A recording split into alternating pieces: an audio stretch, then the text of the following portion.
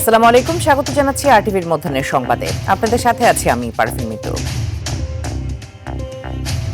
আসন্ন ত্রয়োদশ জাতীয় সংসদ নির্বাচন সামনে রেখে ৭ জেলায় নির্বাচনী সমাবেশে অংশ নিয়েছেন বিএনপি চেয়ারম্যান তারেক রহমান। এ সময় সমাবেশে বক্তব্যকালে ধানের শীষে ভোট দিয়ে বিএনপিকে জয়ী করতে ভোটারদের অনুরোধ জানিয়েছেন তিনি। আগামী দিনে বিএনপি সরকার গঠন করতে পারলে মহানবী হযরত মুহাম্মদ সাল্লাল্লাহু আলাইহি সাল্লামের আদর্শে দেশ পরিচালনা, সারা দেশে খাল খনন, ফ্যামিলি কার্ড, কৃষক কার্ড, বেকারদের প্রশিক্ষণ দিয়ে কর্মসংস্থান সৃষ্টি সহ বিভিন্ন প্রতিশ্রুতি দেন বিএনপি চেয়ারম্যান। নির্বাচনী প্রচারের প্রথম দিন সিলেট থেকে সমাবেশ শুরু করেন তিনি। সর্বশেষ নরসিংদীর সমাবেশে বক্তব্য দিয়ে রাত ৪টার কিছু পর তিনি ঢাকায় ফিরেন। এর আগে বৃহস্পতিবার বেলা ৩টায় মৌলভীবাজার, সন্ধ্যা ৬:৩০টায় হবিগঞ্জ, রাত 10:30টায় ব্রাহ্মণবাড়িয়ার সরাইল, রাত 12:30টায় কিশোরগঞ্জে ভৈরব উপজেলায়, রাত 2টার দিকে নারায়ণগঞ্জে বক্তব্য দেন তারেক রহমান। বিসমিল্লাহির রহমানির রহিম। এই নির্বাচনে এখন বাজে রাত্রি 12:30।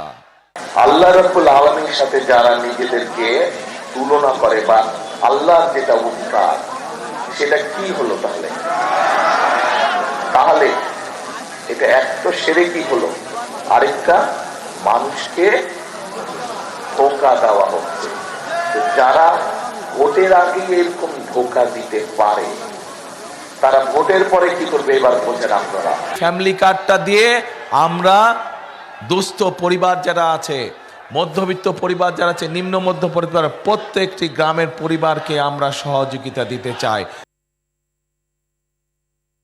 ব্যাপক উৎসাহ উদ্দীপনার মধ্য দিয়ে নির্বাচনী প্রচারণা শুরু হয়েছে। রাজধানীর উত্তর ও দক্ষিণে চলছে দ্বিতীয় দিনের প্রচারণা। বিএনপি জামায়াতের সকল জোটগত দল নানা প্রতিশ্রুতির ফুলঝুরি নিয়ে হাজির হচ্ছেন ভোটারদের দ্বারে দ্বারে। এ সময় নেতাকর্মী ও সমর্থকদের স্বতঃস্ফূর্ত অংশগ্রহণে এলাকা মুখরিত হয়ে ওঠে। তবে ভোটাররা বলছেন, যারা দেশ ও এলাকার উন্নয়নে কাজ করবেন তাদের প্রতি সমর্থন দেবেন। সেই সাথে সহিংসতা ছাড়া সুষ্ঠু ভোটের আশাবাদ ব্যক্ত করেন ভোটাররা।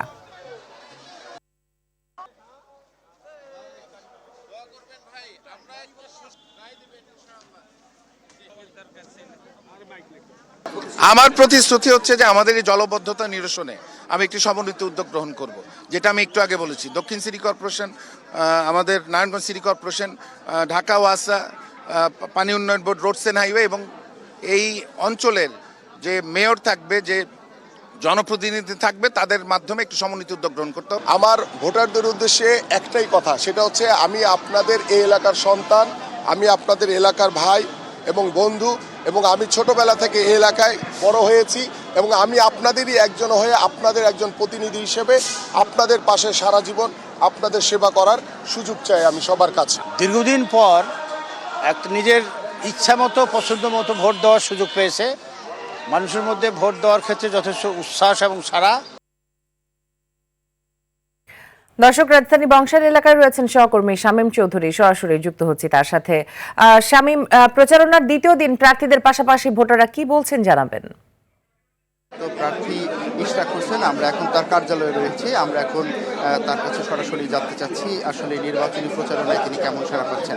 ইশরাক, আপনি আসলে এই যে নির্বাচনী প্রচারণা, এই প্রচারণায় কেমন সাড়া পাচ্ছেন? ধন্যবাদ। আমাদের নির্বাচনী প্রচারণায় আমরা ব্যাপক সাড়া পাচ্ছি।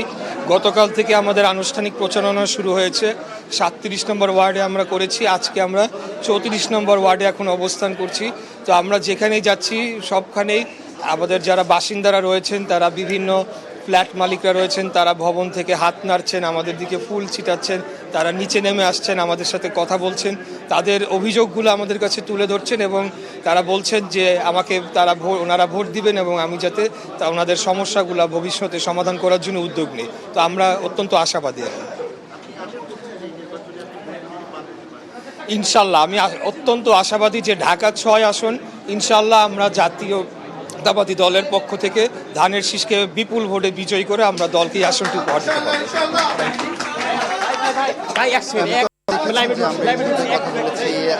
ঢাকা 6 আসনের প্রার্থী ইশরাক হোসেনের সঙ্গে আমরা পরবর্তীতে আপনার সঙ্গে আবার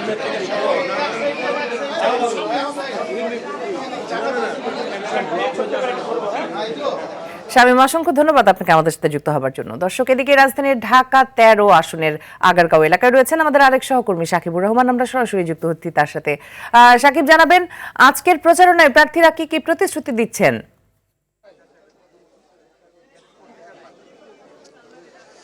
মিতু, আসলে প্রার্থীরা কিন্তু নির্বাচিত হওয়ার পর যে ধরনের কাজ তারা করতে চান সেই ধরনের প্রতিশ্রুতি নিয়েই কিন্তু তারা ভোটারদের কাছে যাচ্ছেন।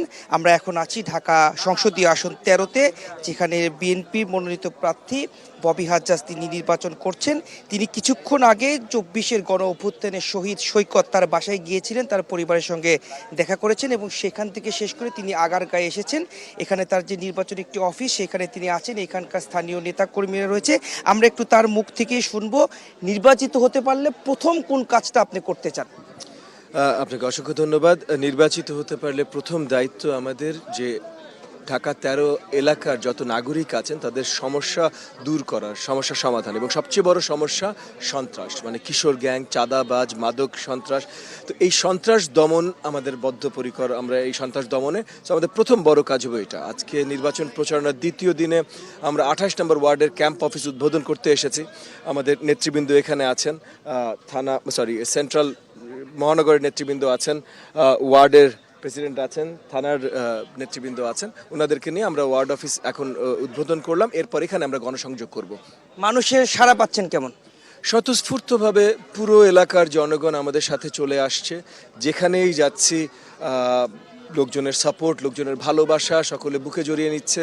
সো আমরা অত্যন্ত আনন্দিত, অত্যন্ত উৎসাহী এবং খুবই আশাবাদী আগামী নির্বাচন নিয়ে। ধন্যবাদ। আসলে যেটি শুনছিলেন যে তিনি আসলে নির্বাচিত হতে পারলে মোহাম্মদপুর এলাকায় যেহেতু কিশোর গ্যাংয়ের একটি আধিপত্য আমরা সবসময় জানতে পারি, সেই বিষয়ে তিনি কাজ করতে চান।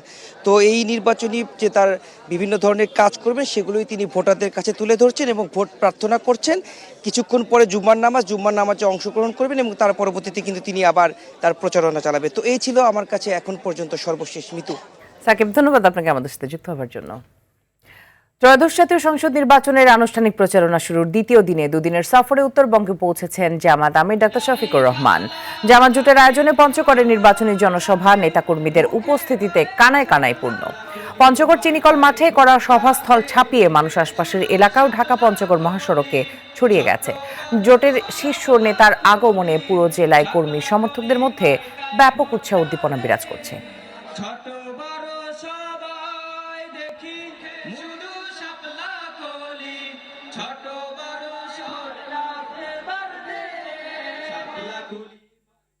হিন্দু সম্প্রদায়ের অন্যতম ধর্মীয় উৎসব সরস্বতী পূজা আজ জ্ঞান ও বিদ্যার দেবী মা সরস্বতী হিসেবে। শ্বেত শুভ্র বসনা দেবীর এক হাতে বেদ, অন্য হাতে বীণা, এজন্য তাকে বীণা পাণিও বলা হয়। সকাল থেকে দেশের বিভিন্ন পূজা মণ্ডপ দেবী সরস্বতীর বন্দনায় ঢাক ঢোল কাসর শঙ্খ উলুধ্বনিতে মুখর হয়ে উঠেছে। শাস্ত্রমতে প্রতি বছর মাঘ মাসে শুক্ল পক্ষের পঞ্চমী তিথিতে কল্যাণময়ী বিদ্যাদেবীর বন্দনা করা হয়। সরস্বতী পূজা উপলক্ষে বাণী দিয়েছেন প্রধান উপদেষ্টা অধ্যাপক মোহাম্মদ ইউনূস। হিন্দু সম্প্রদায়ের সবাইকে আন্তরিক শুভেচ্ছা ও অভিনন্দন জানিয়ে বাণীতে প্রধান উপদেষ্টা বলেন, বাংলাদেশ সাম্প্রদায়িক সম্প্রীতির এক উজ্জ্বল দৃষ্টান্ত। এদেশ সবার ধর্ম ও বর্ণভেদে নয়, বাংলাদেশ সব মানুষের জন্য নিরাপদ ও শান্তিপূর্ণ আবাসভূমি। নাচতে পারি, গাইতে পারি, আর আমার গানের কণ্ঠটাও পারি। সবার জন্যই জ্ঞানের যেন একটা আলো ছড়ায় দেয় তা অবশ্যই কামনা করি। সরস্বতী হচ্ছেন বিদ্যার দেবী, আর বিশ্ববিদ্যালয় জীবনে আমার মনে হয় যে আমাদের বিদ্যার থেকে বেশি কিছু আসলে চাওয়ার নেই। এই দিনে আমরা প্রার্থনা করি আমাদের যেন ডিপার্টমেন্টের পরীক্ষা ভালো হয়, সিজি যেন ভালো থাকে। দর্শক, এই বিষয়ে আরো জানাতে আমাদের সাথে যুক্ত হচ্ছেন আমাদের আরেক সহকর্মী সাদিয়া কানিজ। তিনি আছেন ঢাকা বিশ্ববিদ্যালয়ের জগন্নাথ হল পূজা মণ্ডপে। সাদিয়া, পূজার আনুষ্ঠানিকতা সম্পর্কে জানাবেন।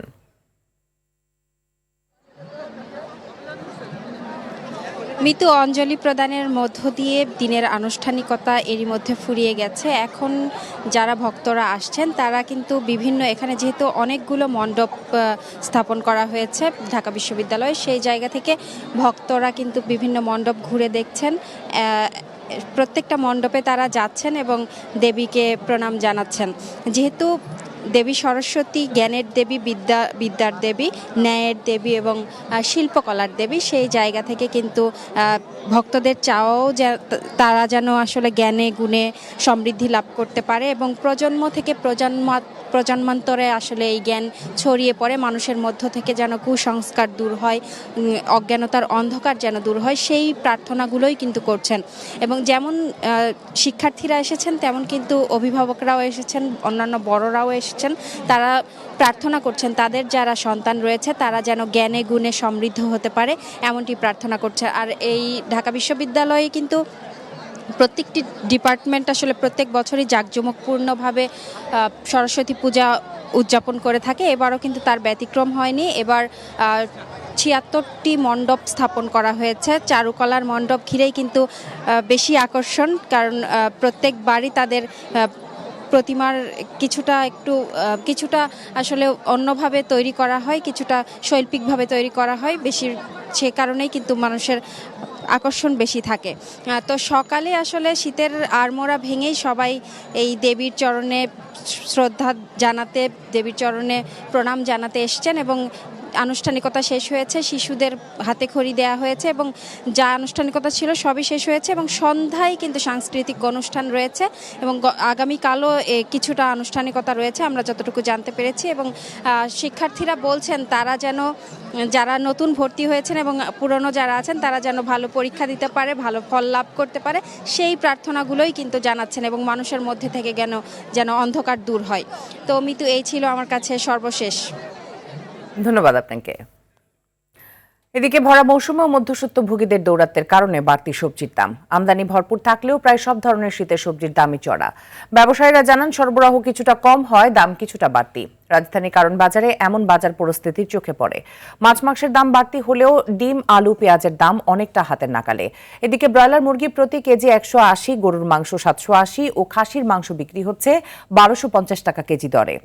বাড়তি দামের কারণে ক্ষোভ জানিয়েছেন ক্রেতারা। বাজার মনিটরিং এর মাধ্যমে দাম নিয়ন্ত্রণের দাবি তাদের।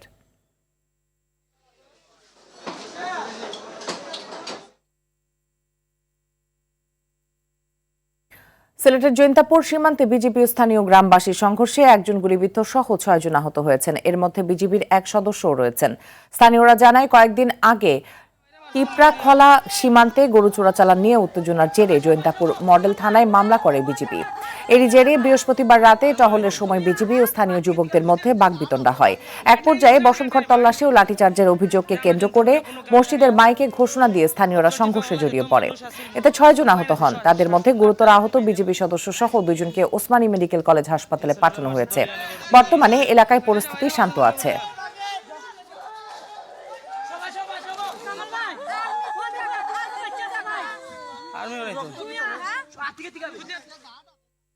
খেলার খবর। বাংলাদেশ প্রিমিয়ার লিগ বিপিএল এর শিরোপা লড়াইয়ে আজ মুখোমুখি হবে চট্টগ্রাম রয়্যালস ও রাজশাহী ওয়ারিয়র্স। মিরপুরে ফাইনাল ম্যাচটি শুরু হবে সন্ধ্যা 6টায়। প্রথমবারের মতো বিপিএল এর শিরোপা ঘরে তুলতে মরিয়া রাজশাহী। ফাইনালের শিরোপা লড়াইয়ে নামার আগেই দলকে উজ্জীবিত করতে শান্তদের জন্য 25 লাখ টাকা বোনাস ঘোষণা করেছে কর্তৃপক্ষ। অপরদিকে চট্টগ্রামও শিরোপা জয় করতে বদ্ধপরিকর। প্রথম কোয়ালিফায়ারে রাজশাহীকে হারিয়েই ফাইনালে উঠেছিল তারা, আর তাই মানসিকভাবে কিছুটা এগিয়ে থেকে দ্বিতীয় শিরোপা জয়ের লড়াইয়ে নামবে চট্টগ্রাম।